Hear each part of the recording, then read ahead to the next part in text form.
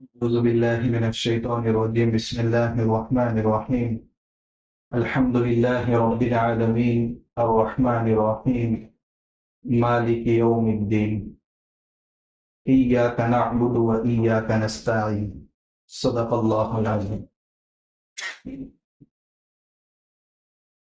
حافظ ابن القیم رحمۃ اللہ علیہ فرماتے ہیں کہ اللہ تبارک و تعالی نے آسمان سے کل 104 کتابیں نازل فرمائی ہیں،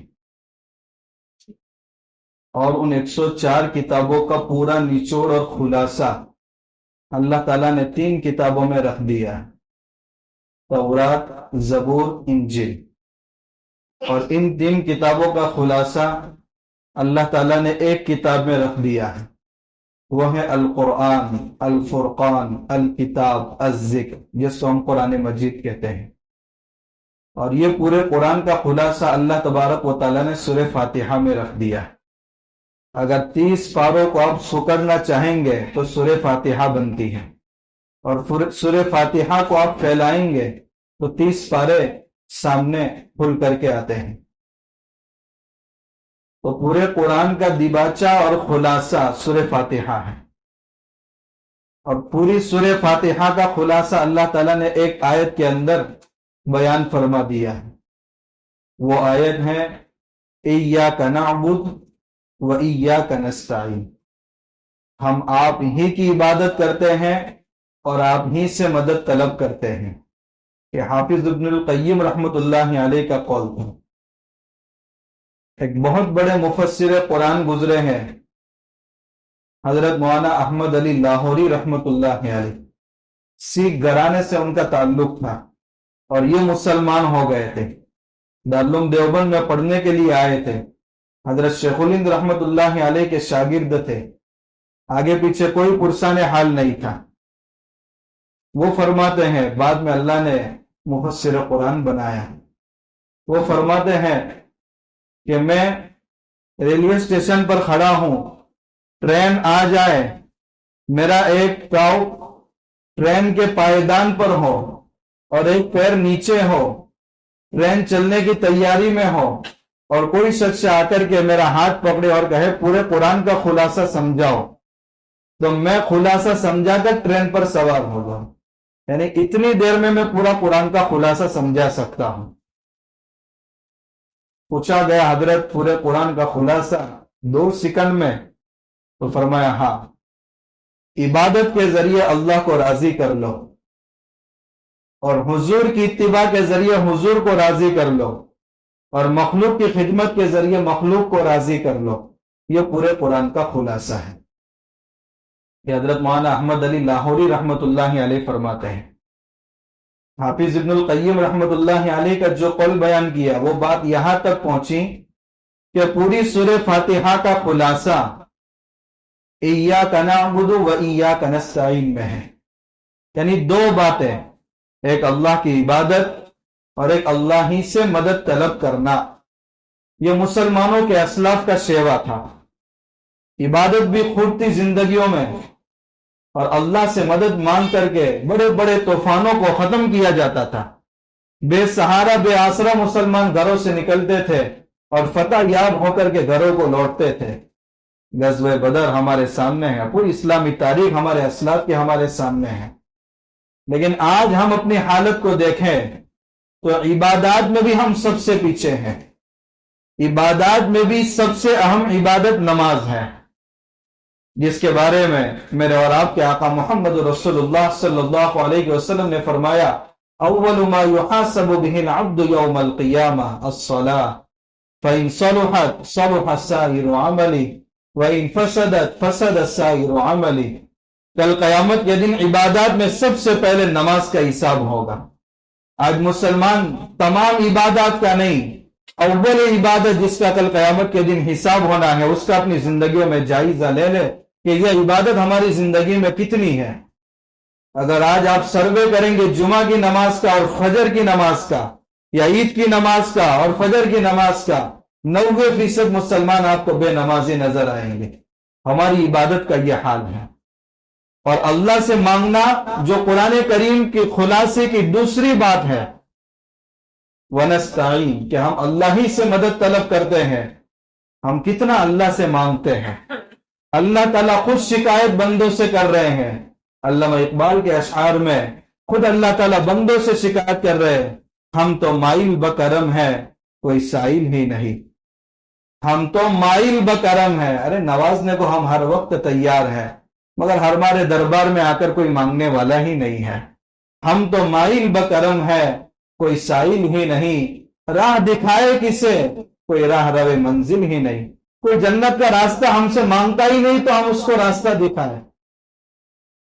کوئی قابل ہو تو ہم شان کئی دیتے ہیں. ڈھونڈنے والوں کو ہم دنیا بھی نہیں دیتے ہیں.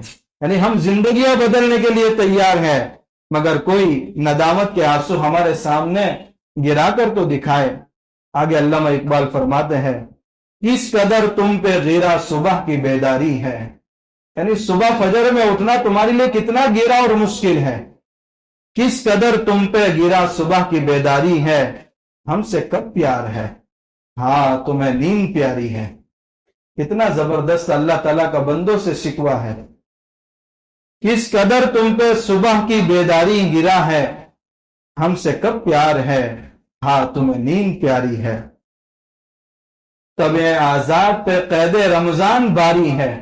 جو آزاد طبیعت ہے جن کا دل عبادتوں میں نہیں لگتا رمضان کی قید ان کو بھاری محسوس ہوتی ہے. طبع آزاد پہ قید رمضان باری ہے. تم ہی کہہ دو یہی آئین وفاداری ہے. تم اللہ کے اتنے وفادار ہو کہ قید رمضان تم کو بوجھ محسوس ہوتا ہے. جن کو آتا نہیں دنیا میں کوئی فن تم ہو. جن کو آتا نہیں دنیا میں کوئی فن تم ہو. نہیں جس قوم کو پروائے نشیمن تم ہو. یعنی دین کا باب اجڑ رہا ہے اور تمہیں اس کی کوئی پرواہ نہیں ہے. نہیں جس قوم کو پروائے نشیمن وہ تم ہو. ہم اللہ تعالیٰ کے اس شکوے پر اگر یہ کہے کہ یا اللہ تیری دنیا میں اتنی زبردست عبادات ہو رہی ہے آخر کون کر رہا ہے. ہم انسان ہی تو کر رہے ہیں. تو اللہ تعالیٰ ہم سے کہہ رہے ہیں صفحہ دہر سے باطل کو مٹایا کس نے. نوئے انسان کو غلامی سے چھڑایا کس نے. میرے کعبہ کو جبینوں سے بسایا کس نے. ہے وہ تمہارے آبا تم کیا ہو. وہ تو تمہارے اسلاف تھے جنہوں نے ہر سجدے سے اللہ کی زمین کو آباد کیا. 360 سے کعبۃ اللہ کو پاک کیا اور اپنی جبی سے سجدے سے اللہ کے سامنے کعبۃ اللہ کو آباد کیا. وہ تو تھے تمہارے آبا تم کیا ہو. ہاتھ پر ہاتھ در منتظر فردا ہو. قلب میں سوز نہیں روح میں احساس نہیں. تمہیں کچھ بھی پیام محمد کا پاس و لحاظ نہیں. تو پورے قرآن کا خلاصہ ایاک نعبد و ایاک نستعین. عبادات کو اپنی زندگی کے اندر داخل کرو اور اللہ سے مدد مانگو. اللہ سے مدد نہ مانگنے پر کس انداز سے اللہ تعالیٰ بندوں سے شکایت کر رہے ہیں وہ علامہ اقبال رحمت اللہ علیہ اپنے اشعار کے ذریعے بندوں کے سامنے پیش کر رہے ہیں. خیر قرآن کریم کی سب سے پہلی سورت جس کا 2 مرتبہ نزول ہوا ہے 2 مرتبہ اتری ہے سورہ فاتحہ. مکی بھی سورت ہے اور مدنی بھی سورت ہے. جب بندہ قرآن کریم کی تلاوت کا آغاز کرتا ہے تو اللہ کا ایک حکم اس کی طرف متوجہ ہوتا ہے. فَإِذَا قَرَأْتَ الْقُرْآنَ فَاسْتَعِذْ بِاللَّهِ. جب قرآن پڑھنے کا ارادہ کرو اعوذ باللہ من الشیطان الرجیم پڑھو. اللہ کے نبی صلی اللہ علیہ وسلم کا ایک فرمان بھی اس وقت سامنے آ کر کے دست بستہ کھڑا ہو جاتا ہے. کل امر ذی بال لم یبدا بسم اللہ فہو اقطع واجزم. ہر محکم بالشان عمل جو بغیر بسم اللہ کے شروع کر دیا جائے وہ ناقص اور ادھورا رہتا ہے یعنی برکت سے خالی رہتا ہے. اعوذ باللہ قرآن کریم کی تلاوت کے شروع میں مسنون ہے اور بسم اللہ کئی مقامات پر آپ پڑھ سکتے ہیں. روایات میں ہے جو بھی اچھا عمل شروع کرو بسم اللہ سے شروع کرو. رات میں جب دروازہ بند کرو بسم اللہ پڑھ کر بند کرو. برتن کو ڈھانکو بسم اللہ پڑھ کر کے ڈھانکو. کوئی بھی عمل شروع کرو اچھا وہ بسم اللہ سے شروع کرو. تو قرآن کریم کی تلاوت کا آغاز اعوذ باللہ اور بسم اللہ کے ذریعے ہوگا. اس لیے مقتدی جب امام کے پیچھے نماز پڑھے گا تو सना पढ़ करके खामोश हो जाएगा। औज़ु बिल्लाह बिस्मिल्लाह उसको नहीं पढ़ना है, क्योंकि उसको तिलावत नहीं करना है। जो तिलावत करेगा वो औज़ु बिल्लाह बिस्मिल्लाह पढ़ेगा।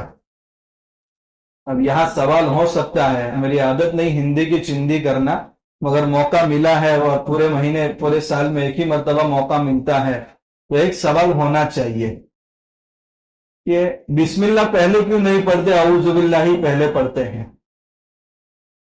उसका जवाब यह है बहुत आसान अंदाज में। आप जब भी बीमार होकर के डॉक्टर के पास जाएंगे तो डॉक्टर दो बातों की तलकीन करता है। एक आपको नुस्खा लिख करके देता है, ये गोली इस टाइम में लेना है और ये गोली उस टाइम में लेना है।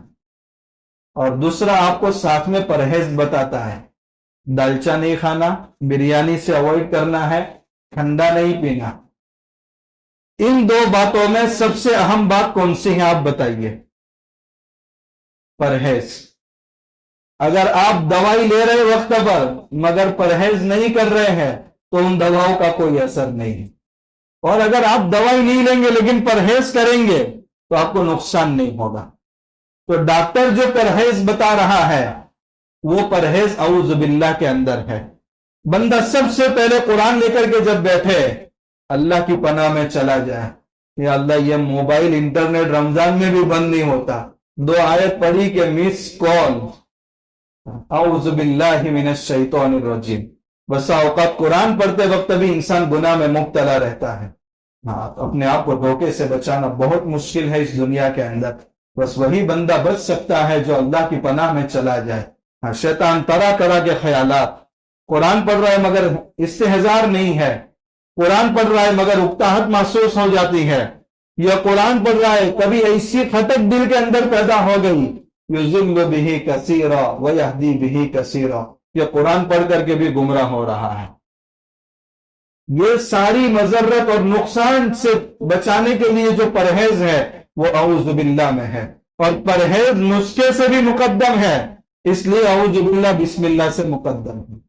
और बिस्मिल्लाह अब मदद हासिल करो। दवाई के जरिए इंसान फायदा अपने जिस्म को पहुंचाता है, बिस्मिल्लाह के जरिए इंसान अल्लाह की रहमत को अपनी तरफ मुतवज्जे करता है। इसलिए परहेज मुकद्दम है और दवा से फायदा उठाना दूसरे नंबर पर है। इसलिए औज़ु बिल्लाह के जरिए इंसान शैतान से, शैतानी वसाविस से, ख्यालात से और किसी के डिस्टर्ब करने से अल्लाह की पनाह में चला जाता है। हज़रत कारी सिद्दीक साहब बानवी रहमतुल्लाह अलैह फरमाते थे, जिनको अल्लाह ने कुरान का ज़ौक़ दिया था, वो फरमाते जब कुरान की तिलावत करता हो दरमियान में कोई मुखिल बन जाता है, इतनी तकलीफ होती है गोया किसी ने मेरे ऊपर गोली चला दी है, इतनी तकलीफ होती है। तो ये मजरत से बचने के लिए औज़ु बिल्लाह और फायदा हासिल करने के लिए बिस्मिल्लाह। ये जो सूरत है कुरान करीम की सबसे पहली सूरत, कुरान करीम की सबसे मोतबर तरीन तफसीर है, वो है रूहुल मानी। अल्लामा आलूसी रहमतुल्लाह अलैह की यह तफसीर है। सूरह फातिहा के इन्होंने 22 नाम लिखे हैं। दूसरी अरबी में तफसीर है तफसीर कुर्तुबी। अल्लामा कुर्तुबी रहमतुल्लाह अलैह ने सूरह फातिहा के 12 नाम लिखे हैं। अरबी में एक कहावत है, कसरतुल अस्मा तदुल्लु अला अज़मतिल मुसम्मा। नामों की कसरत उस चीज के अजीम होने पर दलालत करती है। एक जैद नाम का शख्स है, इंजीनियर भी है, डॉक्टर भी है, सीए भी है, हाफिज भी है, आलिम भी है, कारी भी है, मुफ्ती भी है, काजी भी है। एक ही शख्स है मगर नाम कितने बड़े हैं। अब ये नामों की कसरत इस बात पर दलालत करती है कि ये शख्सियत अजीम शख्सियत है। तो सूरह फातिहा के एक कौल के मुताबिक 12 नाम होना और दूसरे कौल के मुताबिक 22 नाम होना, इससे हम समझ सकते हैं कि सूरह फातिहा कितनी अजीम सूरत है। बुखारी शरीफ की रिवायत है कि कुरान करीम में सबसे अजीम सूरत सूरह फातिहा है। तिरमिज़ी शरीफ की रिवायत है, अल्लाह के नबी सल्लल्लाहु अलैहि वसल्लम फरमाते हैं, अल्लाह ताला ने तौरात और ज़बूर और इंजील में भी सूरह फातिहा के मानिंद कोई सूरत नहीं उतारी, बल्कि खुद कुरान करीम में भी सूरह फातिहा के मानिंद 113 सूरतें नहीं है, बल्कि सूरह फातिहा की शान ही अलग है। दुर्र मंसूर की दूसरी रिवायत है, کہ اللہ تبارک و تعالیٰ نے اپنے عرش کے نیچے جو بڑا خزانہ ہے اس خزانے میں سے 4 چیزیں اتاری ہیں. نمبر 1 سورہ فاتحہ، نمبر 2 آیت الکرسی، نمبر 3 سورہ بقرہ کی آخری 2 آیتیں آمن الرسول بما انزل الیہ من ربہ والمؤمنون، کہ رات میں جو پڑھ کر کے سوتا ہے قانتین میں شمار ہوتا ہے، یعنی پوری رات عبادت کرنے والوں میں اس کا شمار ہوتا ہے. اور چوتھی چیز سورہ کوثر. یہ 4 چیزیں اللہ تعالیٰ نے اپنے عرش کے نیچے جو خزانہ ہے وہاں سے 4 چیزیں اتاری ہیں. در منصور کی ایک اور روایت ہے، اللہ کے نبی صلی اللہ علیہ وسلم فرماتے ہیں شیطان 4 مرتبہ بہت رویا ہے. ایک مرتبہ جب اس کو بارگاہ خداوندی سے گیٹ آؤٹ کیا گیا اس وقت اس کو رونا آیا، اور پھر جب آسمانوں میں بھی رہنے کی اجازت نہیں تھی اور زمین پر اتار دیا گیا اس وقت بھی اس کو رونا آیا. تیسری مرتبہ جب اللہ کے نبی صلی اللہ علیہ وسلم کو 40 سال کی عمر میں نبوت ملی اور قیامت تک آنے والے انسانوں میں سے بیشتر لوگوں کی ہدایت کا فیصلہ آپ کی تعلیمات کے ذریعے کر دیا گیا، اس وقت بھی شیطان کو رونا آ گیا. اور چوتھی مرتبہ جب سورہ فاتحہ نازل ہوئی ہے اس وقت بھی شیطان کو رونا آیا ہے. اس سورت کی سب سے پہلی آیت ہے الحمدللہ رب العالمین. اس کا معنی ہم میں سے ہر ایک کی زبان پر ہے، تمام تعریفیں اللہ کے لیے ہے جو جہانوں کا پالنہار. تعریف کے لیے عربی میں 2 ورڈ یوز ہوتے ہیں، ایک ہے حمد اور ایک ہے مدح. حمد کے معنی بھی ہے تعریف کرنا، اور مدح سرائی ہم کہتے ہیں اس کے معنی ہے تعریف کرنا. مگر حمد ایسی ذات کی تعریف کے لیے عربی میں یوز ہوتا ہے جس کی خوبیاں خود اس کی پرسنل ہو، کسی اور سے اس نے وہ خوبیاں حاصل نہ کی ہو. اب حمد کا لفظ اللہ کے علاوہ کسی اور کے لیے بولا نہیں جا سکتا، کیونکہ اللہ کے پاس جو خوبیاں ہے وہ اس کی ذاتی ہے، کسی کی عطا کردہ نہیں ہے. اور مدح کسی کو حسن حاصل ہے اس کے حسن کی تعریف کی جا رہی، کسی کے مال کی تعریف کی جا رہی، کسی کی عزت کی تعریف کی جا رہی، کسی کی دولت کی تعریف کی جا رہی، کسی کے علم کی تعریف کی جا رہی ہے، اس کو مدح کہیں گے. کیونکہ یہ جو ساری خوبیاں انسانوں میں نظر آ رہی ہے وہ ان کی ذاتی نہیں ہے بلکہ اللہ کی عطا کردہ ہے.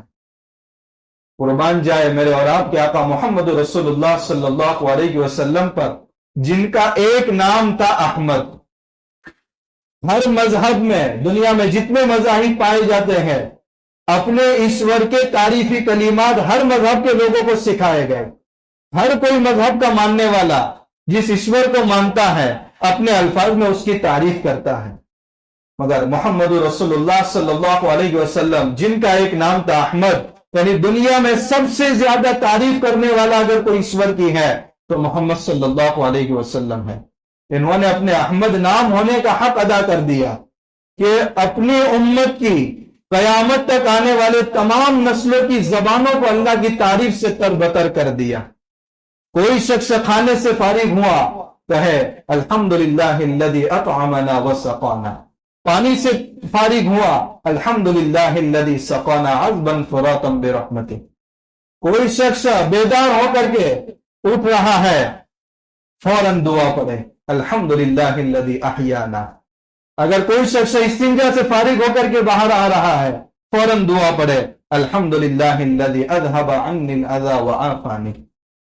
اگر کسی شخص کو کوئی پریشانی ہوتی ہے، کوئی کسی کی عیادت کر رہا ہے، مزاج پوچھ رہا ہے، وہ بندہ اپنی زبان سے اس وقت بھی کہے الحمدللہ علی کل حال. تو احمد نامی شخص نے اپنی امت کو ہر موڑ پر اللہ کی تعریف سے زبانوں کو تر کر دیا ہے. الحمدللہ رب العالمین. آسمان اور زمین کے درمیان کسی کی تعریف کے جتنے بھی کلمات پائے جاتے ہیں وہ سب سزاوار ہیں کس کے لیے؟ اللہ کے لیے. پرسوں ایک نظر سے ایک بات گزری کہ کچھ لوگ نیک لوگوں کی تعریف کرتے ہیں کہ اللہ نے ان کو کیا مقام دیا ہے. ارے اللہ نے وہ مقام بھی اسی لیے دیا ہے کہ وہ بندوں کو بتائے تعریف ہماری مت کرو بلکہ اللہ کی کرو. الحمدللہ رب العالمین. اس میں ایک تیسرا لفظ ہے رب العالمین. سورہ فاتحہ میں تینوں عقیدے آ جاتے ہیں، عقیدہ توحید۔ اب تعریف کے لائق کما حق ذات اللہ کی ہے اور اس کے ساتھ کوئی شریک نہیں ہے، وہ رب بھی ہے اور رب ہونے میں تنہا ہے۔ رب کہتے ہیں جن میں تین باتیں پائی جائے، ایک چیز کا وجود نہ ہو، اس کا نمونہ نہ ہو، اس کا اگزامپل موجود نہ ہو، اور وہ ایسی چیز کو وجود میں لائے، پھر جس مقام پر اس چیز کو وجود میں لایا ہے اس مقام کے رہنے کے قابل بھی اس کو بنا دے، اور کمزور ہونے کے بعد اس کو انتہائی کمال تک پہنچا دے۔ یہ رب ہی کر سکتا ہے۔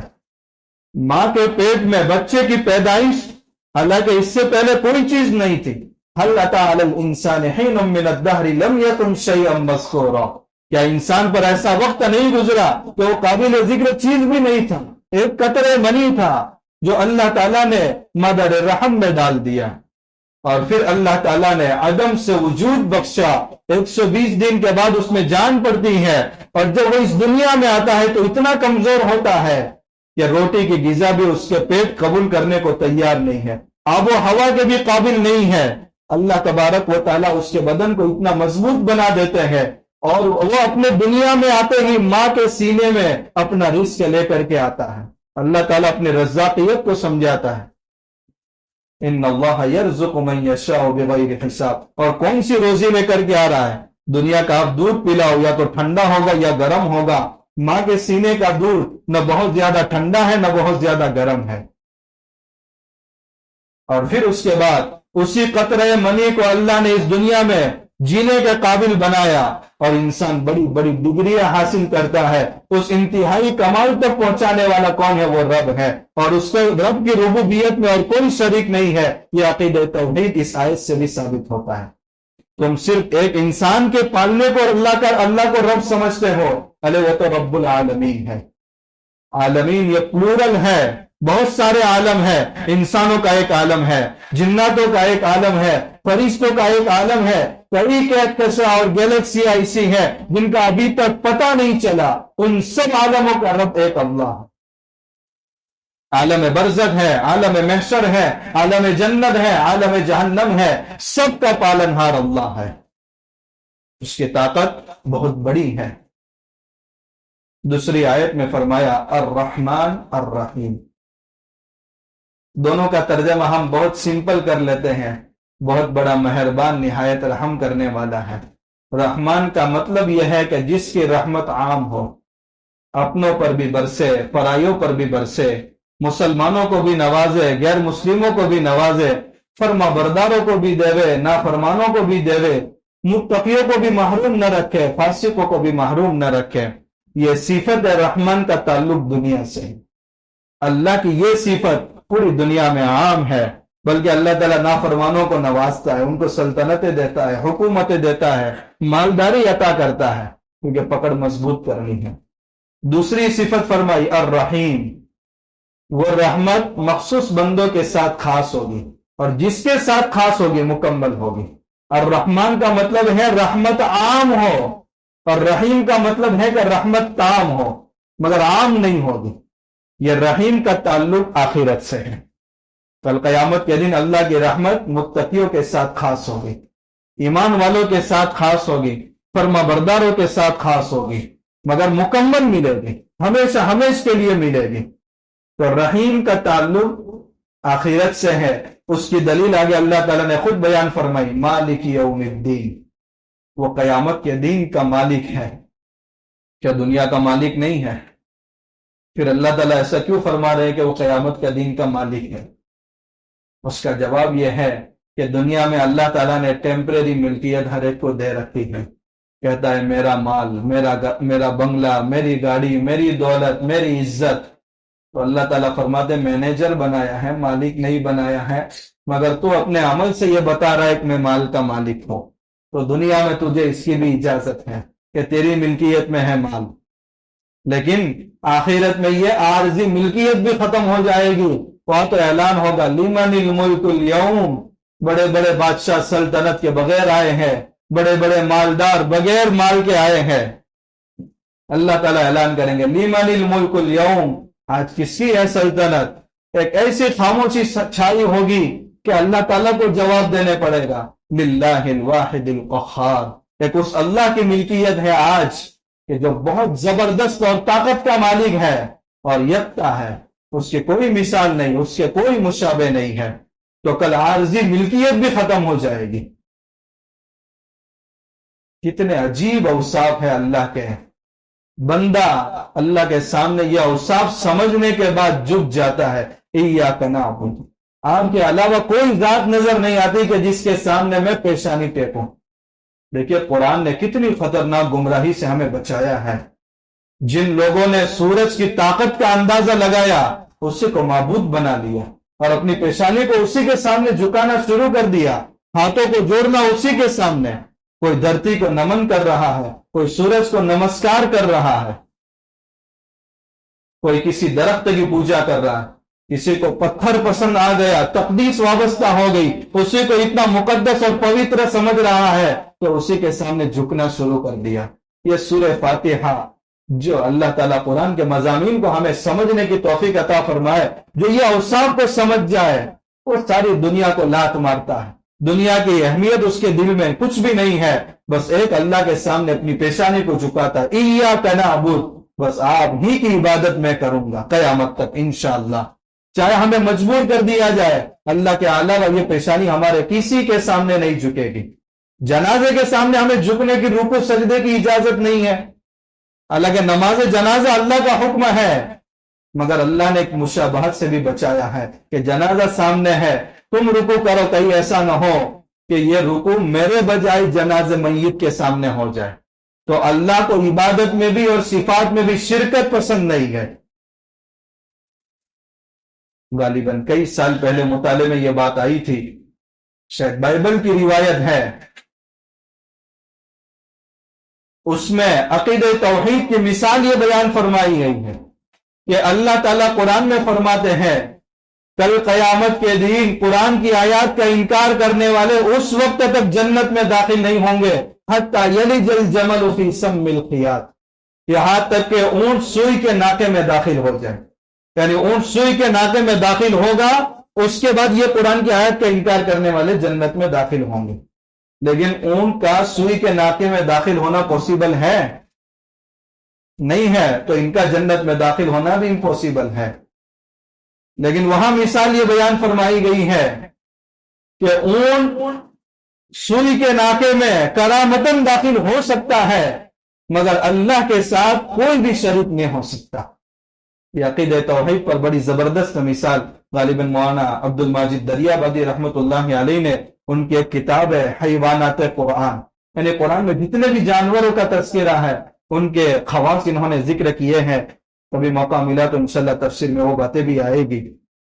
ایاک نعبد و ایاک نستعین، ہم آپ ہی کی عبادت کرتے ہیں. عبادت کا مطلب جو چیز بندگی کے دائرے میں آتی ہے وہ صرف اللہ کے ساتھ خاص ہے.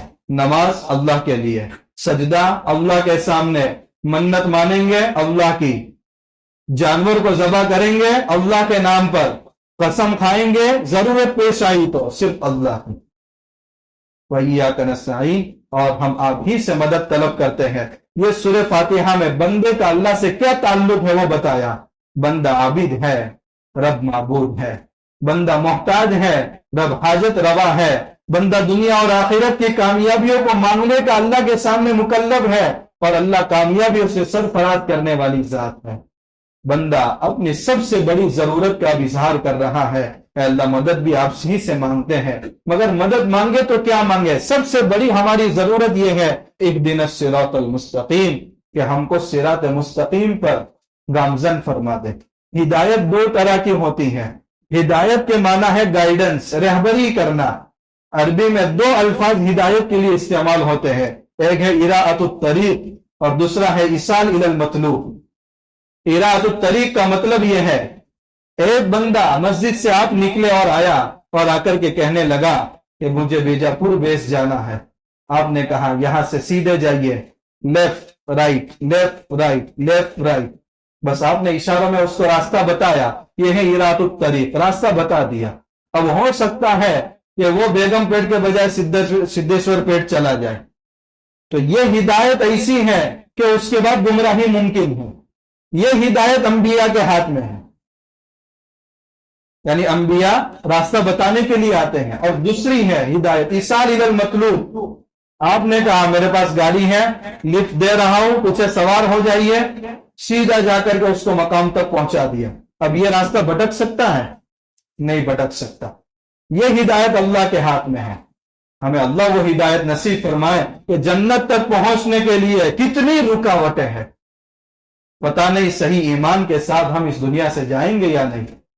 قبر کی کوئی تیاری نہیں ہے، کیا حالات پیش آئیں گے، قدم قدم پر رکاوٹیں ہیں اور قدم قدم پر گمراہی کے بادل منڈلا رہے ہیں۔ اے اللہ ہمیں ایصال الی المطلوب، یعنی تو ہاتھ پکڑ کر اور پیشانی پکڑ کر تو ہمیں جنت میں داخل کر دے۔ اہدنا الصراط المستقیم، تو یہ ہدایت کے دو معنی ہیں۔ صراط الذین انعمت علیہم، ان لوگوں کا راستہ جن پر آپ نے خصوصی انعام فرمایا۔ دیکھیے قرآن کریم میں ان آباء و اجداد کی تقلید اور پیروی کرنے سے منع فرمایا جو گمراہی میں مبتلا تھے، مگر جو لوگ ہدایت پر تھے، نیک لوگ تھے، ان کی ہدایت بلکہ ان کی پیروی کی تھی، دعا کا حکم دیا گیا ہے۔ من النبیین والصدیقین والشہداء والصالحین، جن بندوں پر اللہ کا انعام ہوا ہے وہ کون لوگ ہیں؟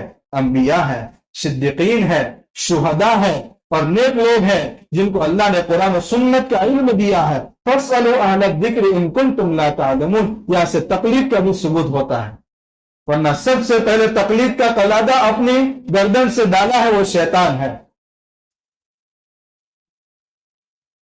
معلوم ہوا ہدایت کے دو راستے ہیں، ایک کتاب اللہ اور ایک رجال اللہ، یعنی قرآن کی بھی پیروی کرو اور جو قرآن کے معنی امت کے سامنے پیش کرے رجال اللہ، اللہ کے نیک بندے، ان کی بھی اتباع کرو، جن پر اللہ کا انعام ہوا ہے ان کی تقلید کرو، ان کی پیروی کرو۔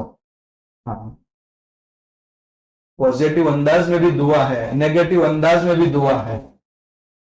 غیر المغضوب علیہم ولا الضالین، اللہ یہ راستہ انبیاء والا، صدیقین والا، شہداء والا، صالحین والا بتا دے اور اس راستے سے بچا دے۔ اللہ تعالیٰ تو فرماتے ہیں اِنَّا هَدَيْنَاهُ السَّبِيلَ إِمَّا شَاكِرًا وَإِمَّا كَفُورًا، ہدایت السبیل ہم نے کر دی ہے، یہ جنت کا راستہ ہے، یہ جہنم کا راستہ ہے۔ جو چاہے اس راستے پر چل کر شکران نعمت کرے اور جو چاہے اس راستے پر چل کر کفران نعمت کرے، دونوں راستے ہم نے کھول دیے ہیں اور دونوں کی طاقت دے رکھی ہے۔ بندہ اس کی بھی دعا کر رہا ہے اور اس سے بچنے کی بھی دعا کر رہا ہے کہ اللہ ان لوگوں کے راستے سے ہماری حفاظت فرما جن پر تیرا غضب اترا ہے، جن پر تیری لعنت اتری ہے، جو تیری رحمت سے دور کر دیے گئے ہیں اور جو گمراہ ہو گئے ہیں۔ گمراہی کب آتی ہے زندگیوں میں؟ اس کے دو سبب ہیں۔ ایک تو یہ کہ بندہ اتنا سست ہے کہ میرے لیے حق کیا ہے، غلط کیا ہے، اس کی تحقیق ہی نہیں کرتا، یہ شخص ضالین میں شمار ہوتا ہے، یعنی گمراہ۔ اور ایک بندہ ایسا ہے جس کو حق معلوم ہے مگر اس کے باوجود ہر درمی کی وجہ سے اس پر عمل نہیں کرتا اور اس کو قبول نہیں کرتا، یہ مغضوب علیہم، یعنی اللہ کے غضب کا بھی مستحق ہو گیا۔ اس کو تو راستہ معلوم نہیں تھا، کوشش نہیں کی، اس کو تو راستہ معلوم ہے مگر تکبر کی وجہ سے حق راستے کو قبول نہیں کرتا، وہ غضب کا مستحق ہوتا ہے۔ ضالین سے علماء نے نصارہ، عیسائی، کرسچن کو مراد لیا ہے کہ جنہوں نے رسول اللہ کو ابن اللہ کا درجہ دے دیا تھا۔ حضرت عیسیٰ علیہ السلام جو اللہ کے رسول تھے اور ان کو ابن اللہ یعنی اللہ کا بیٹا بنا دیا تھا۔ اور یہودی، مغضوب علیہم سے مراد یہودی مراد ہے کہ جنہوں نے اپنے ہاتھوں کو انبیاء کے خون سے رنگین کیا، کتنے انبیاء کو انہوں نے قتل کیا۔ اس آیت سے ایک اہم نقطہ معلوم ہوتا ہے کہ بسا اوقات نیک بندوں کی محبت میں اتنا غلو کر دینا کہ ان کو خدا کا درجہ دے دینا، ان کو نبوت کا درجہ دے دینا، یا کوئی بات وہ قرآن و سنت کے خلاف کہہ دے تو ان کی بات کو مقدم رکھنا، یہ بھی گمراہی کا ذریعہ ہے۔ اور دوسری بات کہ نیک لوگوں کے ساتھ حقارت سے پیش آنا، ان کی شان میں گستاخی کرنا، ان کو گالیاں تک دینا، یہ اللہ کے غضب کو بھی دعوت دیتا ہے۔ جیسا کہ یہودیوں نے انبیاء کی شان میں گستاخیاں کی تو اللہ کا غضب ان پر نازل ہوا، اور عیسائیوں نے نبی کی محبت میں اتنا غلو کیا کہ قرآن ان کو ضالین سے یاد کر رہا ہے۔ لیکن ایسا ان کے ساتھ خاص نہیں ہے یہ باتیں. میں نے 2 چیزیں بتائی کہ یہ ظالمین کی فہرست میں وہ لوگ بھی آتے ہیں کہ جو رائے حق کی تحقیق نہیں کرتے، اور وہ حضرات بھی آتے ہیں کہ جن کو حقیقی راستہ معلوم ہو گیا ہے مگر اس کے باوجود اس کی پیروی کرنے کو تیار نہیں ہے، تو وہ مغضوب علیہم کی فہرست میں آتے ہیں. آج وقت پورا ہو گیا، کل انشاءاللہ سورہ بقرہ کی صورت مکمل کریں گے. ایک اہم مسئلہ، اور انشاءاللہ کل سے 5 منٹ کا وقت بھی دیا جائے گا کہ آپ جو اہم مسائل ہیں وہ پوچھ سکتے ہیں. عشاء کی نماز جن کی مکمل نہ ہوئی ہو وہ تراویح کی نماز شروع نہ کریں، کیونکہ تراویح کی نماز کا وقت ہی شروع ہوتا ہے عشاء کی نماز پڑھ لینے کے بعد. بسا اوقات بہت سارے حضرات کو پہلے دن وقت معلوم نہیں رہتا، اور ایسے موقع پر مسجد میں پہنچتے ہیں کہ فرض نماز مکمل ہو چکی ہے، تراویح کی نماز شروع ہونے کو ہے، اور وہ تراویح کی نماز شروع کر لیتے ہیں، بعد میں 4 رکعت پڑھتے ہیں، تو یہ تراویح کا کوئی اعتبار نہیں ہوگا. اس لیے سب سے پہلے انفرادی طور پر ایک کونے میں جا کر 4 رکعت فرض ادا کریں، چاہے ہماری 2-4 رکعتیں چھوٹ جائے اس کی پرواہ نہ کریں، لیکن پہلے فرض ادا کریں، اس کے بعد امام صاحب جس رکعت میں چل رہے اسی رکعت میں شامل ہو جائے، اور اس کے بعد پھر اخیر میں جو رکعتیں چھوٹی ہیں وہ اپنی رکعتیں مکمل کر لیں. کل انشاءاللہ آپ کو بھی بولنے کا موقع دیا جائے گا. سبحان اللہ.